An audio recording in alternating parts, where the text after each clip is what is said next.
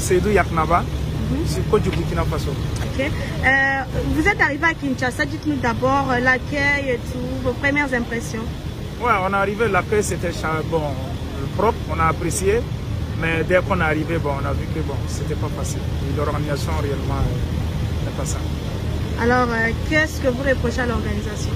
Déjà, nos sites d'hébergement, on n'a pas l'eau pour se doucher. Vous voyez que c'est un peu difficile, pour faire un trajet, venir, il n'y a pas l'eau pour se doucher. C'est très difficile. Voilà. Même pour se soulager ces problèmes, il faut de l'eau. S'ils peuvent revoir à ce niveau, réellement, ils n'ont pas eu. Ça ne va pas. Ce matin, on était là pour le camp d'entraînement, on est venu, rien n'est fait. La salle où on devait s'entraîner, c'est bourré de matériel. Bon, on ne sait pas si ça va changer ou bien dans les jours à venir, ça va changer, je ne sais pas. Donc pour le moment, vraiment, on ne sait pas comment ça va se passer. Mais c'est inquiétant. Alors, l'objectif du Burkina pour ce 9e jeu de la francophonie? Oui.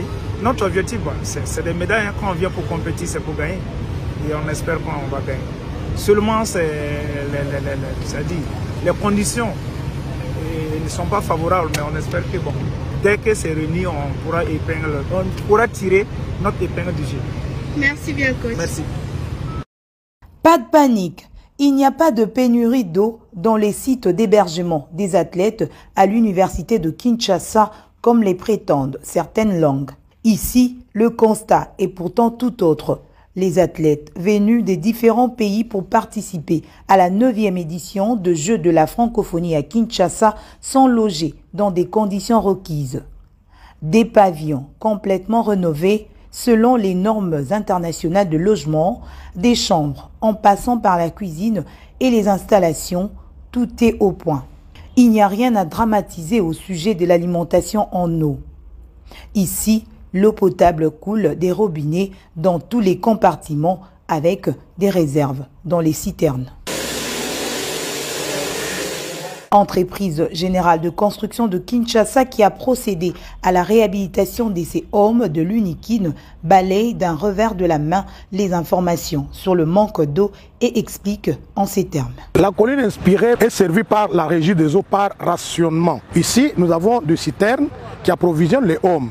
Je ne sais pas, les ennemis de jeu se servent pour dire qu'il y a eu ceci ou cela, mais c'est pourquoi je vous dis que je suis très content que vous soyez venus ici. Je me réjouis beaucoup. Ce que vous voyez vous-même, est-ce que c'est conforme à ce que vous avez vu dans les réseaux sociaux? Parce que maintenant, moi, je réponds non avec les paroles, mais avec ce que vous êtes en train de voir. Qu'est-ce que vous voyez vous-même? La messe culturelle et sportive de la francophonie va bel et bien se tenir dans la plus grande ville francophone. Il s'agit donc d'une mauvaise campagne. J'ai eu écho de ces fausses informations, cette fausse alerte. L'eau coule dans des robinets, contrairement à ce qui est répandu sur les réseaux. Il n'y a rien qui va nous arrêter. La détermination est là. C'est un vœu cher au chef de l'État, président de la République, Félix-Antoine Tshisekedi Tshilombo. Ces pavillons, depuis 3 ans, ne sont pas habités. Cette colline universitaire est alimentée par les eaux de la régie des eaux. Sur à peu près 300 chambres, on a besoin d'une capacité de 40 000 mètres cubes d'eau pour assurer toute une journée convenable, en fonction de à peu près litres d'eau par athlète. Il faut dire aussi qu'il y a eu un problème technique. Pour faire distribuer les eaux dans les chambres, il faut allumer les petits moteurs. Ce décalage entre l'arrivée des athlètes et les réglages de certains petits problèmes techniques, ça peut arriver. À l'université de Kinshasa, site d'hébergement des athlètes, un complexe sportif pour les entraînements avec un terrain annexe est visiblement ouvert à des exercices, une piscine également. Ajoutez à cela un chapiteau pour la restauration. Voilà le décor planté à la colline inspirée.